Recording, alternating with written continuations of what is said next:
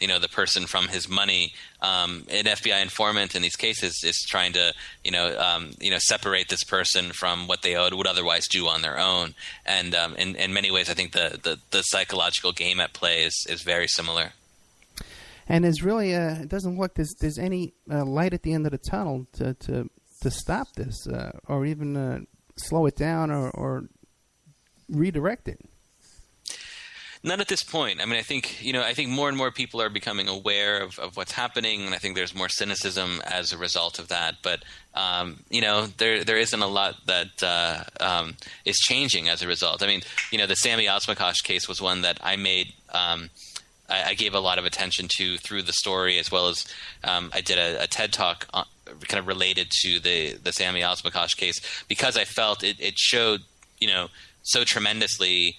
Or so acutely some of the problems that existed in these cases. I mean, one of the more significant parts of the Sammy Osmakash case was that as a result of our reporting, we were able to get leaked transcripts that showed what the FBI was saying behind the scenes. When what would happen would be that the undercover agent would have his recording equipment on, and then he would go back to the FBI field office in Tampa and fail to turn it off. And so it picked up all of these conversations that he and the other agents thought they were having in private, and conversations they thought no one would ever hear. And in private, you hear them talk about Sammy Osmakash, who they later would portray to the media and to the public as this incredibly dangerous terrorist. They describe him as a retarded fool who doesn't have a pot to piss in, and wow. They say his terrorist ambitions are wishy-washy. And so that just shows that, in some ways, we have evidence that the government, sees these cases, exactly as I do, but, they're under such pressure to build cases that they're willing to, to go forward with that. Now, what about you? Are you coming under any attack or pressure for reporting on this? Not so far. I mean, I haven't had my taxes audited, and I don't have any black cars pulling up in my driveway. And so far nothing has happened. I mean, I think there have been instances where the FBI has intimidated journalists, but for the most part, I don't think that happens very often. So, my feeling has been, I try to write about this as thoroughly as I can and be as fair as I can, and my feeling is that the government probably wouldn't do anything. Also keep in mind too, I couldn't really do my job. I don't want to portray the FBI as 100%. Guys who are setting up these mentally ill people. There are a lot of really good agents in the FBI, some of whom cooperate with me and are sources for me and are kind of key to my ability to kind of tell these stories. So I'd like to think if something was going to happen, I have enough friends at the Bureau that I'd get some kind of warning. But I really don't suspect that I would be a target of any kind. I think that would just draw attention to my work in a way that the Bureau I don't think really would be very keen on. And now, it seems like most of your investigation on this is pulling up the court docs and stuff like that. But have you talked to any of these defendants after they were convicted from prison? Yeah, I mean, often there are a number that I communicate with through letters, or there's a prison email system you're probably aware of called Core Links. And then there have been several that I've visited in prison as well. As part of my research. I mean, and it's kind of the typical thing. I mean, a lot of these guys are working on jailhouse appeals and doing their best under very difficult circumstances.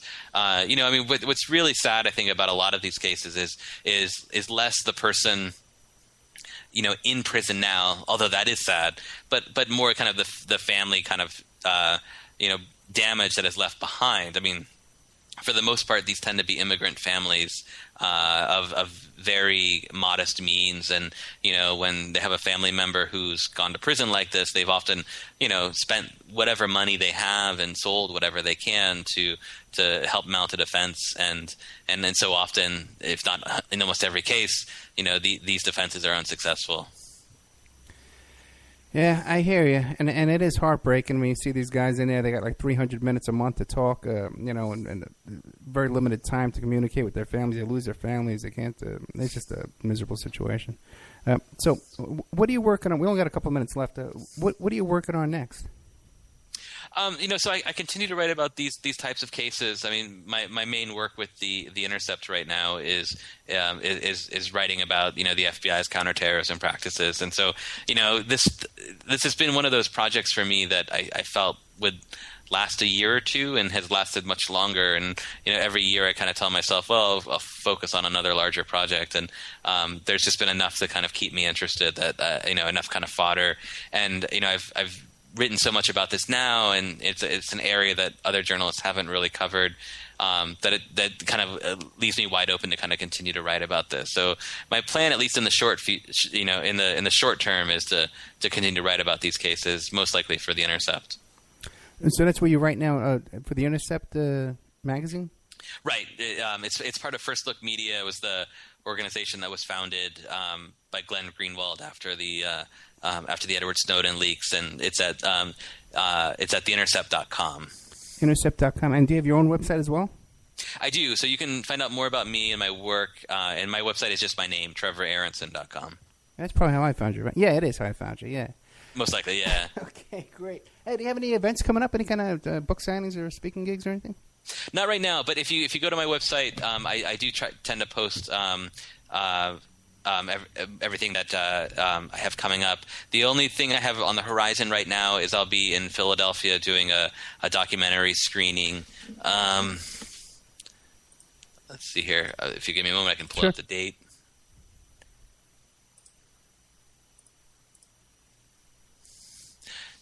Sunday, November 15th.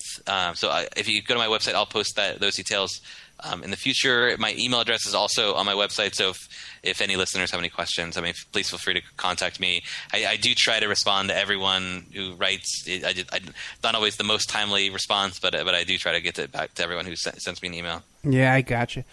Trevor, thank you so much. Wait, how's the baby doing? Great. Thanks for asking. Yeah, she's 2 weeks old. My wife and I are adjusting to less sleep than we're used to, but she's happy and healthy, and so everything is great. You know what, man? This is going to be the best time of your life. I tell you, you have your first baby, and it just changes everything. People get sick of talking to you, but screw them. Right. No, I can sense that. Yeah. No, it's been a great adventure so far. So yeah. I'm sure the future will just be much more fun. Well, congratulations so much. God bless you, little baby there. Thank you so much for coming on the show. Of course. Thank you for having me. Take it easy, my friend. You too. Bye. Okay, there we had Trevor Aaronson. Intercept.com. You can find his writings on there. His website is TrevorAaronson.com. That's with two A's, by the way. Trevor, Trevor, AARONSON.com. His book is The Terror Factory, Inside the FBI's Maufactured War on Terrorism. Just real quick, we're toward the end of the show. We've been picked up by a whole bunch of internet stations right now, but they're also touchy about things. They don't like mentioning other stations. So we'll get into that in the after show. I'll tell you what's going on with that. But the biggest, by the way, this was our 200th, our 2-year anniversary was tonight's show, the show that just passed. And don't forget, too, guys, when this show ends, we're going to stop Spreaker, we're going to reload, and we'll pick back up. And I start a new show it's going to be called After Show 2-year anniversary. I'm going to call it on Spreaker, and we'll still be on Awake. We're going to say goodbye to PSN at the top of the hour, about 5 minutes. The one big thing going on that I just want to cover before we drop PSN is that, in this 2-hour block, is the member section. There's a lot going on, okay, this week, because we're picked up. We are accepted by this station. It's an AM station in California, reaches 5 million population. Okay, and there's not 5 million listeners, but as the airwaves are playing, the population that it covers is 5 million people. This is a big deal, okay? We get on there, we'll get the advertisers, we'll sell the books, people go to the website, we'll get the members to the member section.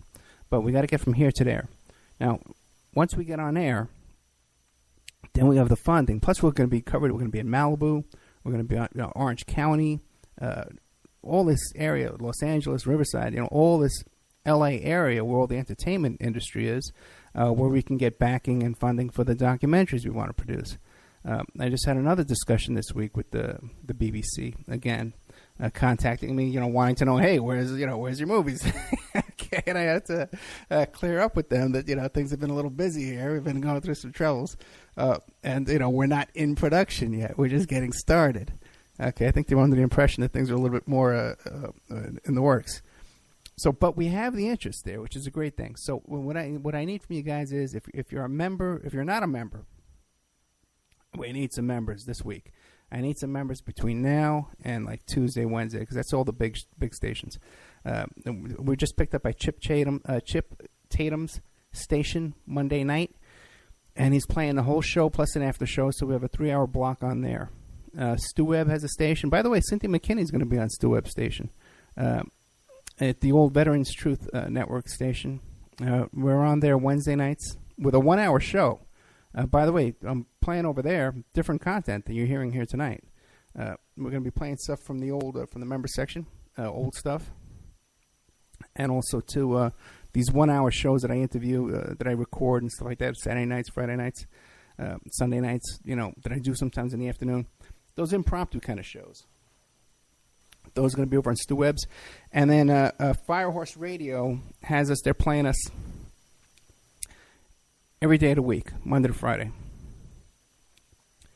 And also FPRN that plays us in the morning. Now they're playing us twice a day.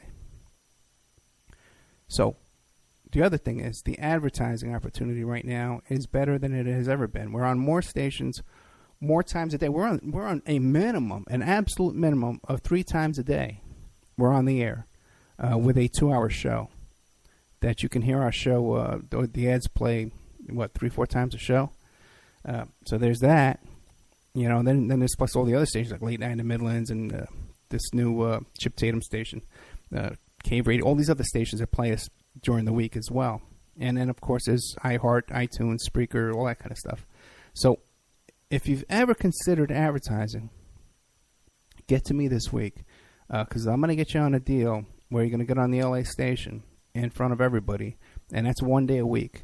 Okay, and then you'll also be on all these internet stations all over the place. Then YouTube and iHeart and TuneIn. We just picked up another podcast platform called Tangent. It's like brand new, and they picked us up and threw us on there. And we get a ton of listens over there. We get a ton of plays over there every day. So tonight was our 2-year anniversary show. So I want to thank all the stations that have been with us for 2 years and put up with us. We've seen a lot of people come and go, a lot of different stations come and go, station owners, and all kinds of stuff like that. But for the most part, things are going very good. And this month is the big opportunity for us to get into LA on AM radio to reach the average person. Not just people that are conspiracy theory,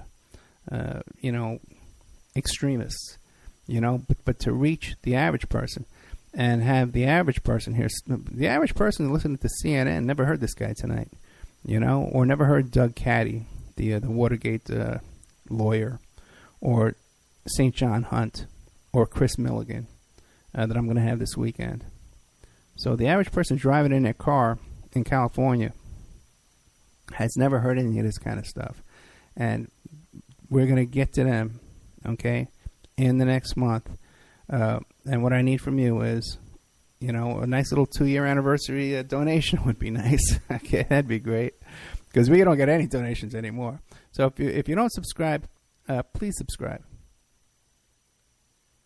If you do subscribe, hey, consider a donation, and if you just you have a business or a website or a book or a product or something like that, consider advertising. Hit me up at oppermanreport@gmail.com. Okay, I'm going to say goodnight to PSN Radio. Good night. I love you over there, Angel. Thanks for everything. 2 years, bro. And then we're going to reboot on some of these other stations here with the Spreaker channel and set up a new one. So good night, everyone here. Awake, sit tight. Put a little ad over there for you. There you go. And Spreaker chat room, we're going to reboot.